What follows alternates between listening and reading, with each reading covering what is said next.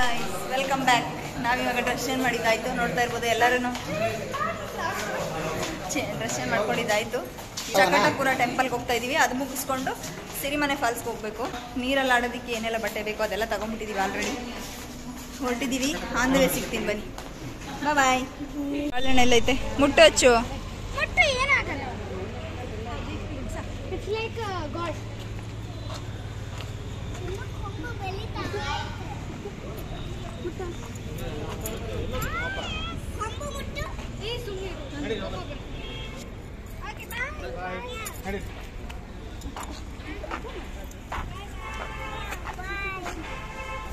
ತುಂಬ ಜನಕ್ಕೆ ಈ ಟೆಂಪಲ್ ಇರೋದೇ ಗೊತ್ತಿರಲ್ಲ. ನಾವು ಆ್ಯಕ್ಚುಲಿ ನಮ್ಮ ಮೈದ್ನ ಇದ್ದಾರಲ್ಲ, ಅವರು ಯೂಟ್ಯೂಬಲ್ಲೆಲ್ಲ ನೋಡಿ ಸರ್ಚ್ ಮಾಡಿದ್ದಕ್ಕೆ ಗೊತ್ತಾಗಿದ್ದು, ಮತ್ತು ನಮ್ಮ ಅಮ್ಮನ ಫ್ರೆಂಡೆಲ್ಲ ಇದ್ದಾರಲ್ಲ, ಅವರೆಲ್ಲ ರೆಫರ್ ಮಾಡಿದ್ದಕ್ಕೆ ಈ ಟೆಂಪಲ್ನು ಕವರ್ ಮಾಡ್ಕೊಳ್ಳೋಣ ಅಂತೇಳಿ ಬಂದ್ವಿ. ನೋಡ್ತಾ ಇರ್ಬೋದು ಎಷ್ಟೊಂದು ವಿಶಾಲವಾಗಿದೆ ಅಂತೇಳಿ. ಪಾರ್ಕಿಂಗ್ ಇರ್ಬೋದು ಎಲ್ಲನೂ ತುಂಬ ದೊಡ್ಡದಾಗಿದೆ. ನೀವು ಏನಾದ್ರೂ ಶೃಂಗೇರಿ ಕಡೆ ಬರೋರಿದ್ದರೆ ಈ ಟೆಂಪಲ್ನ ತಪ್ಪದೆ ವಿಸಿಟ್ ಮಾಡಿ. ಒಳಗಡೆ ಇವಾಗ ಹೋಗಬೇಕು, ನೋಡೋಣ ಬನ್ನಿ ಹೆಂಗಿದೆ ಅಂತ ಹೇಳಿ.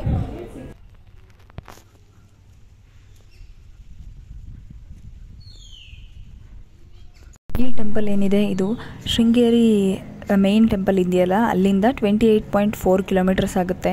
ಒಂದು 40 to 43 ಮಿನಿಟ್ಸ್ ಅಷ್ಟು ಜರ್ನಿ ಆಗ್ಬೋದು ನಿಮಗೆ. ಬಟ್ ಅಷ್ಟೊಂದೇನು ಜರ್ನಿ ಮಾಡ್ದಂಗೆ ಅನಿಸೋದೇ ಇಲ್ಲ, ತುಂಬ ನಿಯರ್ ಬೈ ಅಂತ ಅನಿಸುತ್ತೆ. 28 ಕಿಲೋಮೀಟರ್ಸ್ ಅಷ್ಟೇ ಇರೋದು.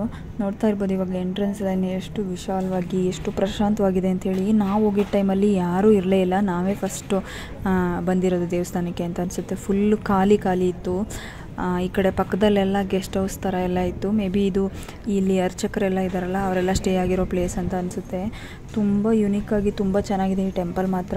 ದಯವಿಟ್ಟು ಯಾರಾದ್ರೂ ಶೃಂಗೇರಿ ಸೈಡ್ ಏನಾದರೂ ಹೋಗ್ತಾ ಇದ್ದರೆ ಈ ಟೆಂಪಲ್ನ ಮಿಸ್ ಮಾಡ್ದೇ ವಿಸಿಟ್ ಮಾಡಿ ಅಂತ ಹೇಳಿ ಕೇಳ್ಕೊತಾ ಇದ್ದೀನಿ. ಇಲ್ಲಿ ನೋಡ್ತಾ ಇರ್ಬೋದು, ನಾನು ಅರ್ಚಕ್ರ ಮನೆ ಅಂತ ಅಂದಲ್ಲ, ಅದಲ್ಲ ಅಂತ ಅನಿಸುತ್ತೆ. ಅಲ್ಲಿ ಡೀಟೇಲಾಗಿ ಎಲ್ಲ ಮೆನ್ಷನ್ ಮಾಡಿದ್ದಾರೆ ಏನೆಲ್ಲ ಇದೆ ಅಂತೇಳಿ. ಇಲ್ಲಿ ನೋಡಿ, ಇದನ್ನು ನೋಡಿದ ತಕ್ಷಣ ನನಗೆ ದೇವಸ್ಥಾನ ಎಷ್ಟು ಇಷ್ಟ ಆಯಿತು ಅಂತ ಹೇಳಿದ್ರೆ, ಯುನೀಕ್ ಆಗಿದೆ ನಿಜವಾಗ್ಲೂ, ತುಂಬ ಚೆನ್ನಾಗಿದೆ.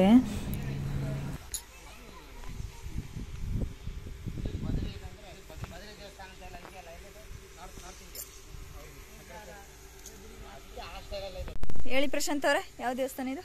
ಇದು ಬದ್ರಿಪೀಠದ್ದು, ಶಂಕರಾಚಾರ್ಯರದು 4 ಶಂಕರಾಚಾರ್ಯ ಸ್ಥಾಪಿಸಿದ 4 ಪೀಠದಲ್ಲಿ ಒಂದು ಬದ್ರಿಪೀಠ. ಅವರು ಇಲ್ಲಿ ಕಟ್ಟಿರೋದು. ಇದು ಸಂತಾನ ವೇಣುಗೋಪಾಲ ಸ್ವಾಮಿ ಟೆಂಪಲ್ ಮೇಯ್ನು. ಅದು ಬಿಟ್ಟು ದೇವಿ ಟೆಂಪಲ್ಲು, ಆಮೇಲೆ ಲಕ್ಷ್ಮೀ ನರಸಿಂಹ ಟೆಂಪಲ್, 3 ದೇವಸ್ಥಾನ ಇರುತ್ತೆ. ದೇವಸ್ಥಾನ ಅಂತೂ ಸೂಪರ್ ಆಗಿದೆ. ಯಾರೆಲ್ಲ ಶೃಂಗೇರಿಗೆ ಬರ್ತೀರಾ ಅವರು ತಪ್ಪದೆ ವಿಸಿಟ್ ಮಾಡಿ. ಆಲ್ಮೋಸ್ಟ್ ಎಲ್ಲ ಜನಕ್ಕೂ ಇದು ಗೊತ್ತಿರಲ್ಲ ಅಂತ ಅಂದ್ಕೊಂಡಿದ್ದೀನಿ. ಒಂದ್ಸತಿ ವಿಸಿಟ್ ಮಾಡಿ. ಶಕಟಪುರದ್ದು ಯಾವುದು ಟೆಂಪಲ್ ನೇಮ? ಶಕಟಪುರದ ಸಂತಾನ ವೇಣುಗೋಪಾಲ ಸ್ವಾಮಿ ಟೆಂಪಲ್ ಇದು. ಒಂದ್ಸತಿ ವಿಸಿಟ್ ಮಾಡಿ, ನಿಜವಾಗ್ಲೂ ತುಂಬ ಚೆನ್ನಾಗಿದೆ. ಮೆಸ್ಮರೈಸಿಂಗ್ ಆಗಿದೆ ನಿಜವಾಗ್ಲೂ. ತುಂಬ ಇಷ್ಟ ಆಯಿತು ನನಗೆ. ನೇಚರ್ ಇರ್ಬೋದು, ಆ ಬ್ಯಾಕ್ಗ್ರೌಂಡು ಎಕೋ ಹೊಡಿತಿದೆ ನಾನು ಮಾತಾಡ್ತಾ ಇದ್ರೆ. ತುಂಬ ಚೆನ್ನಾಗಿದೆ, ನನಗಂತೂ ತುಂಬ ಇಷ್ಟ ಆಯಿತು. ನೋಡ್ತಾ ಇರ್ಬೋದು ಸುತ್ತ. ನಮಗಿಲ್ಲಿ ಒಳಗಡೆ ವಿಡಿಯೋ ಮಾಡೋದಕ್ಕೆ ಅಲೋ ಮಾಡಲ್ಲ, ಯಾಕಂತಂದರೆ ಅದು ರೀಸನ್ನು ನನಗೆ ಗೊತ್ತಿಲ್ಲ. ಬಟ್ ತುಂಬ ಚೆನ್ನಾಗಿತ್ತು ದೇವರೆಲ್ಲನೂ. ದರ್ಶನ ಆದಮೇಲೆ ಅಲ್ಲೇ ಇದ್ದ ಅರ್ಚಕರು ಏನು ಹೇಳ್ತಾರೆ ಅಂತ ಕೇಳೋಣ ಬನ್ನಿ, ಇದರ ಇತಿಹಾಸದ ಬಗ್ಗೆ. ಶಂಕರಾಚಾರ್ಯರ 4 ಶಿಷ್ಯರ ಮಠ, ಅಂದರೆ ಋಗ್ವೇದ, ಯಜುರ್ವೇದ, ಸಾಮವೇದ, ಅಥರ್ವವೇದ ಅಂತ 4 ವೇದಗಳಿಗೆ ಒಬ್ಬೊಬ್ಬರು ಶಿಷ್ಯರು, 4 ಶಿಷ್ಯರಿದ್ದಾರಲ್ಲ, ಆ ಶಿಷ್ಯರನ್ನ ನೇಮಕ ಮಾಡಿದ್ರು. ಫಸ್ಟು ನೇಮಕ ಮಾಡಿದ್ದು ಇದರಲ್ಲಿ ಶೃಂಗೇರಿ. ಆಮೇಲೆ ಉತ್ತರ ದಿಕ್ಕಿಗೆ ಹೋಗಿ ಅಲ್ಲಿ 3 ಸ್ಥಾಪನೆ ಮಾಡಿದ್ರು. 3 ಸ್ಥಾಪನೆ ಮಾಡಿ ಅಲ್ಲಿಗೆ ಆ 3 ಜನ ಶಿಷ್ಯರನ್ನ ನೇಮಕ ಮಾಡಿದ್ರು. ಅಂದರೆ ಒಬ್ಬರ ಕೈಲೇ ಆಗಲ್ಲ, ಧರ್ಮ ಬೋಧನೆ ಮಾಡೋಕ್ಕೆ ಒಬ್ಬರ ಕೈಲೇ ಆಗಲ್ಲ. ಅವರು ಈ ಶಿಷ್ಯರಿಗೆ ತಮ್ಮ ಏನೇನು ಮಾಡಬೇಕು, ಈ ಬರ್ತಕ್ಕಂಥಕ್ಕೆ ಏನೇನು ನಾವು ಕೊಡುಗೆ ಕೊಡಬೇಕು ಅದನ್ನು ಅವರು ತಿಳಿ ಹೇಳಿದ್ರು. ಆ ಶಿಷ್ಯರು ಬಂದ ಭಕ್ತರಿಗೆ ಇದ್ರ ಬಗ್ಗೆ ಮಾಹಿತಿ ಕೊಡ್ತಾಯಿದ್ರು. ಇದು ಬದ್ರಿಲಿತ್ತು. ವಿನಾಕಾರಣವಾಗಿ ಬದ್ರಿಯಿಂದ ಅಲ್ಲಿದ್ದ ಗುರುಗಳು ಈ ಕಡೆಗೆ ದಕ್ಷಿಣಕ್ಕೆ ಬಂದಾಗ ವಿಜಯನಗರ ಸಾಮ್ರಾಜ್ಯ ಬಿಟ್ಟು, ಆ ವಿಜಯನಗರ ಸಾಮ್ರಾಜ್ಯದಲ್ಲಿ ಅರಸರು ಇವ್ರನ್ನ ವರ್ಚಸ್ಸು ನೋಡಿ ಬರಮಾಡಿಕೊಂಡು ಅರಮನೆಗೆ ಇದು ಮಾಡಿದ್ರು. ಅರಮನೆಯಲ್ಲೇ ಇದ್ದರೆ ಭಕ್ತಾದಿಗಳನ್ನ ನೋಡೋಕ್ಕಾಗಲ್ಲ ಅನ್ನೋ ದೃಷ್ಟಿಗೆ ಅವರು ಈ ಕಡೆ ಬಂದಾಗ ಇದು ಶಕಟ ಮುನಿಗಳು ತಪಸ್ಸು ಮಾಡಿದ ಜಾಗ. ಅಂದರೆ ಶಕಟ ಮುನಿಗಳು ಹುಟ್ಟುವಾಗ ಕಾಲಿತ್ತಿಲ್ಲ. ಅವರು ಬ್ರಹ್ಮನಿಂದ ವರ ಪಡೆದು ಆ ರಥದಲ್ಲಿ ಕೂತ್ಕೊಂಡು ಈ ಕಡೆ ಬಂದರು. ಅದಕ್ಕೆ ಅಲ್ಲಿ ಬಂಡಿಗಡಿ ಅಂತ ಹೇಳಿದ್ರು.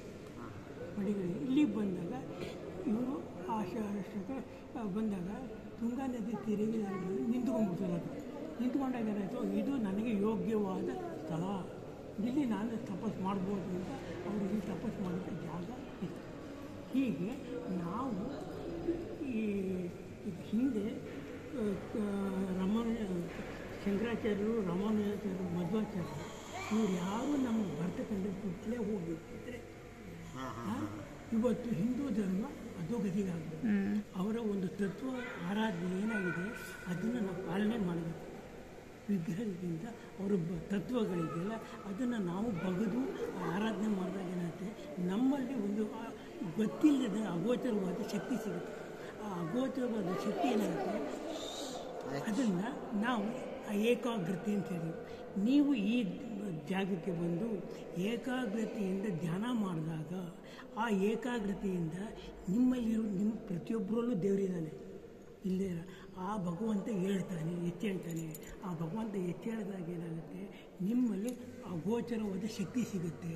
ಆ ಅಗೋಚರವಾದ ಯಾವಾಗ ಶಕ್ತಿ ಸಿಗುತ್ತೆ, ನಾವು ಸಮಾಜಕ್ಕೆ ಏನಾರು ಮಾಡಬೇಕು ಅನ್ನೋದು ಬರುತ್ತೆ.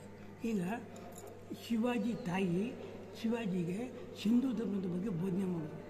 ಆಗ ಅವರು ಸಾಮ್ರಾಜ್ಯ ಕಟ್ಟಿ ಹಿಂದೂ ಧರ್ಮನ ಉಳಿಸಿದ್ರು. ಹಾಗೆ ಚಾಣಕ್ಯ ಅವರು ಅಶೋಕ ಚಕ್ರವರ್ತಿಗೆ ಬೋಧನೆ ಮಾಡೋದಕ್ಕೆ ಹಿಂದೂ ಧರ್ಮದ ಬಗ್ಗೆ ಎಲ್ಲ ಕಡೆ ಇಡೀ ಪ್ರಪಂಚವನ್ನೇ ಇದು ಮಾಡ್ಕೊಂಡು, ಅಂದು ಯಾವುದದು ಅದು ಶಕ್ತಿ. It is the power. ಶಕ್ತಿ ನಮ್ಮ ಕಣ್ಣು ಕಾಣಲ್ಲಮ್ಮ. ಶಕ್ತಿ ಪಡಿಬೇಕು ಅಂದರೆ ನಾವು ಜ್ಞಾನ ಮಾರ್ಗದಲ್ಲಿ ಹೋಗಬೇಕು. ನೀವು 24 ಗಂಟೆಗಳ ಕಾಲ ಕಳೆದರೆ ಅದು 1 ಗಂಟೆ ಕಾಲ ನೀವು ಆ ಧ್ಯಾನ ಮಾಡಿದ್ರೆ ಆ ಶಕ್ತಿ ನಿಮಗೆ ಸಿಗುತ್ತೆ. ನಾವು ಯಾವಾಗ ಭಕ್ತಿ ಎಂಬ ಚೆಂಡನ್ನು ಭಗವಂತನಿಗೆ ಅರ್ಪಣೆ ಮಾಡ್ತೀವಿ, ಆಗ ಶಕ್ತಿ ಎಂಬ ಚೆಂಡು ಭಗವಂತ ಕೊಡ್ತಾನೆ. ಆ ಶಕ್ತಿ ಎಂಬ ಚೆಂಡು ನಾವು ಹಿಡಿಬೇಕು ಅಂತಂದರೆ ನಮ್ಮಲ್ಲಿ ಶಕ್ತಿ ಇರಬೇಕು. ಹೌದು, ಶಕ್ತಿ ಇಲ್ಲೇ ಹೋದರೆ ಆ ಚೆಂಡು ಹಿಡಿಯೋಕ್ಕಾಗಲ್ಲ. ಹಾಗೇನಾಗುತ್ತೆ, ಅದಕ್ಕೋಸ್ಕರ ನಾವು ಧ್ಯಾನ ಮಾಡಬೇಕು, ತಪ ಮಾಡಬೇಕು. ಇವೆಲ್ಲ ಮಾಡೋದೇನಾಗುತ್ತೆ, ನಮಗೆ ಆ ಶಕ್ತಿ ಸಿಗುತ್ತೆ. ಆಗ ನಾವು ಬೇರೆಯವ್ರಿಗೆ ಇತರವ್ರಿಗೂ ನಾವು ಬೋಧನೆ ಮಾಡ್ಬೋದು. ಹೀಗೆ ನಾವು ಈ ಥರ ಬನ್ನಿ ಅಂದರೆ ನಾವು ಹಿಂದೂ ಧರ್ಮ ಒಂದಾಗಬೇಕು ಅನ್ನೋದು ಬರ್ತದೆ. ಅದಕ್ಕೆ ಶಂಕರಾಚಾರ್ಯರು ಅಮೋಘವಾದ ತಪಸ್ಸು ಮಾಡಿದ್ದಾರೆ. ಶಂಕರಾಚಾರ್ಯರು, ರಾಮಾನುಜಾಚಾರ್ಯರು ಮತ್ತು ಈಗ ಪುರಂದರದಾಸರು ಎಷ್ಟು ಶಕ್ತಿ ಉಂಟು. ಆ ಒಂದು ಹಾಡು ಕೇಳಿದ್ರೆ ಎಷ್ಟು ಸಂತೋಷ ಆಗಲ್ವಾ, ನೆಮ್ಮದಿ ಸಿಗಲ್ವ. ಹಾಗೆ ಎಂತೆಂಥ ಮಹನೀಯರಿದ್ದಾರೆ, ಅದನ್ನು ನಾವು ಫಾಲೋ ಮಾಡ್ತಾಯಿದ್ದೇವೆ. ಇವತ್ತೊಂದು ದಿವಸ ಅದನ್ನು ನಾವು ಫಾಲೋ ಮಾಡಿದ್ರೆ ನಮ್ಮ ಹಿಂದೂ ಧರ್ಮ ಉಳಿಯುತ್ತೆ. ಹೌದು ಅಲ್ವಾ? Thank you sir. ಚುಟುಕ ಕೇಳಿದ್ದೀನಿ, ಅಂದರೆ ಎಷ್ಟು ವಿವರಣೆಯಾಗಿ ಕೇಳಿದೆ. ಅವ್ರು ಹೇಳಿಸ್ತಾ ಇದ್ರೆ ನಾನು ಹೇಳ್ತಾ ಇದ್ದೀನಿ. ಚುಟುಕ ಸಣ್ಣ ಪುಟ್ಟ ಓದಿದ್ದೀನಿ. ಯಾಕೆಂದರೆ ನಮ್ಮ ಭಾರತಖಂಡದಲ್ಲಿ ಅಮೋಘವಾದ ಜನ ಇದೆ. ಸ್ವಾಮಿ ವಿವೇಕಾನಂದ ಹೇಳಿದರು, ಏನಂದರು, ಹೇಳಿ ಎದ್ದೇಳಿ. ಯಾರನ್ನ? ಆತ್ಮಶಕ್ತಿಯನ್ನು ನೀವು ಭಗವಂತನ ಸನ್ನಿಧಿಗೆ ಬಂದು ನಿಮ್ಮ ಆತ್ಮಶಕ್ತಿಯನ್ನು ಎದ್ದೇಳಿಸಿದಾಗ ಅದು ಅಗೋಚರವಾದ ಶಕ್ತಿ ಸಿಗುತ್ತೆ. ಆಗ ನಿಮ್ಮನ್ನು ಯಾರೂ ಮುಟ್ಟಲ್ಲ. ನಿಮ್ಮ ಮುಟ್ಟಿಗೆ ಬಂದವರು ನಮಸ್ಕಾರ ಅಂತಾರೆ. ಅಂದರೆ ನಾವು ಇವತ್ತಿಂದ ಆ ಶಕ್ತಿ ಪಡೆದಾಗ ಆಯುಷ್ಕಾಂತವಾಗ್ತೀವಿ. ಆಯುಷ್ಕಾಂತವಾದಾಗ ನಮ್ಮನ್ನು ಯಾರು ದೂರ ದ್ವೇಷ ಮಾಡ್ತಾರೆ ಅವರು ನಮ್ಮ ಇದಕ್ಕೆ ಬರ್ತಾರೆ. ಇವರಲ್ಲಿ ಏನೋ ಒಂದು ಮಹಿಮೆ ಇದೆ ಅಂತ ಬರ್ತಾರೆ. ಆಗ ನಮ್ಮಲ್ಲಿ ಇದ್ದ ಒಂದು ಜ್ಞಾನಶಕ್ತಿ, ಒಂದು ಅಮೋಘವಾದ ಶಕ್ತಿ ಅವ್ರಿಗೂ ಸೇರುತ್ತೆ. ಆ ಅಮೋಘವಾದ ಶಕ್ತಿ ಅವ್ರು ಸೇರಿದಾಗ ಏನಾಗುತ್ತೆ, ಅವರು ನಮ್ಮಂತೆ ಆಗ್ತಾರೆ. ಆಗ ಬಡಿ ತಡಿ ಯಾವುದೂ ಇರಲ್ಲ. ಇದೆ. Thank you sir. ಈ ದೇವಸ್ಥಾನದಲ್ಲಿ ವಿಶೇಷ ಇನ್ನೊಂದು ಏನಪ್ಪ ಅಂತ ಹೇಳಿದ್ರೆ, ಕೃಷ್ಣನ ಲೀಲೆಗಳ ಬಗ್ಗೆ ಚೆನ್ನಾಗಿ ಡಿಸ್ಪ್ಲೇ ಮಾಡಿದ್ದಾರೆ ಗೋಡೆಗಳ ಮೇಲೆ. ಎಲ್ಲ ಸುತ್ತ ಗೋಡೆಲೂ ಕ್ಲೀನಾಗಿ ಡಿಸ್ಪ್ಲೇ ಮಾಡಿದ್ದಾರೆ ಕೃಷ್ಣನ ಲೀಲೆಗಳ ಬಗ್ಗೆ. ಮತ್ತೆ ಅದನ್ನೆಲ್ಲ ನೋಡ್ಕೊಂಡು ನಾವು ಹೊರಗಡೆ ಬಂದ್ವಿ. ವಿಡಿಯೋ ಮಾಡೋದಕ್ಕೆ ಒಳಗಡೆ ಅಲೋ ಮಾಡಲ್ಲ. ಯಾರೇ ಇದ್ರೂ ಫಸ್ಟೇ ಮೈಂಡ್ ಸೆಟ್ ಮಾಡ್ಕೊಂಬಿಡಿ. ಒಳಗಡೆ ಅಂತೂ ವಿಡಿಯೋ ಮಾಡೋದಕ್ಕೆ ಬಿಡೋದಿಲ್ಲ. ದೇವ್ರುಗಳಂತೂ ನಿಜವಾಗ್ಲೂ ಕಣ್ಣಲ್ಲಿ ಕಟ್ತಂಗಿದೆ ನನಗೆ. ಇದೆಲ್ಲ ಡೀಟೇಲ್ಸ್ ಅವ್ರದ್ದು ಸೇವೆಗಳೇನೆಲ್ಲ ಮಾಡ್ತಾರೆ. ಇಲ್ಲಿ ಹೊರಗಡೆ ಬಂದಮೇಲೆ ಒಂದು ಕಡೆ ಗಣೇಶ ಮತ್ತೆ ಇನ್ನೊಂದು ಕಡೆ ಈ ಕಡೆ ನೋಡ್ತಾ ಇರ್ಬೋದು ಆಂಜನೇಯಂದು.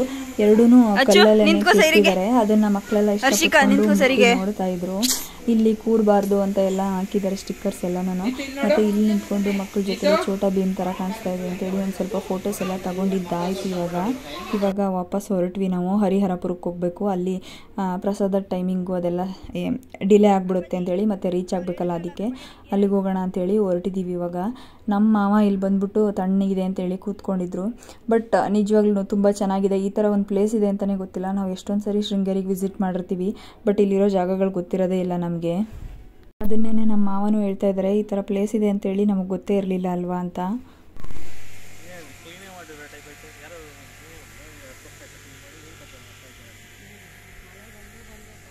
ಇದು ತುಂಬಾ ಹಳೆ ದೇವಸ್ಥಾನ.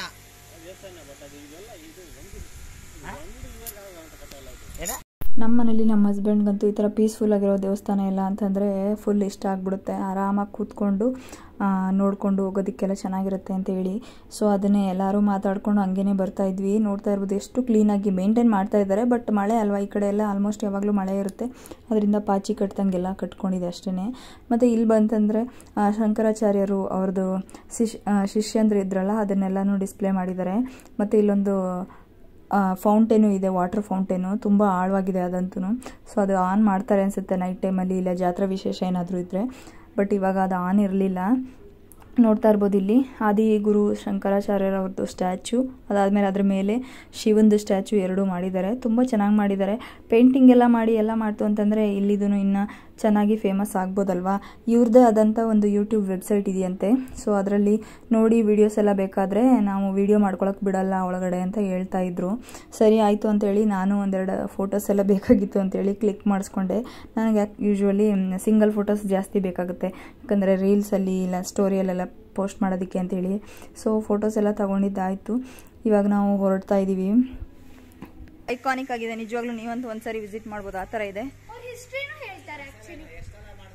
ಟೈಮ್ ಇಲ್ಲ ನಮಗೆ, ಒಂದೇ ಕಡೆ ಗಂಟೆ ಬೇಕಾದ್ರೆ ಟೈಮ್ ಇದ್ರೆ ಇಲ್ಲ ಇನ್ನು 2 ಗಂಟೆ ಕೂತ್ಕೋಬೋದಿತ್ತು.